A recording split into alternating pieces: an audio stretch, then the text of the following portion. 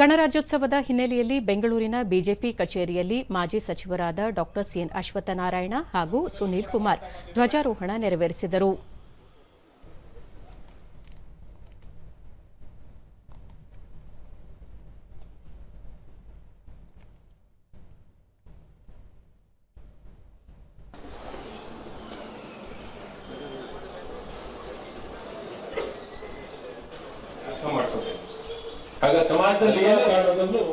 ಬಳಿಕ ಡಾ ಸಿಎನ್ ಅಶ್ವತ್ಥನಾರಾಯಣ, ಇಂದು ಸಂವಿಧಾನ ಜಾರಿಯಾದ ಮಹತ್ವದ ದಿನ. ಸಂವಿಧಾನವು ಎಲ್ಲ ಧರ್ಮ ಗ್ರಂಥಗಳಿಗಿಂತ ಶ್ರೇಷ್ಠತೆಯನ್ನು ಪಡೆದಿದೆ. ದೇಶದೆಲ್ಲೆಡೆ ಶ್ರದ್ಧೆ, ಆಸಕ್ತಿಯಿಂದ ಎಲ್ಲರೂ ಗಣರಾಜ್ಯೋತ್ಸವವನ್ನು ಆಚರಿಸುತ್ತಾರೆ.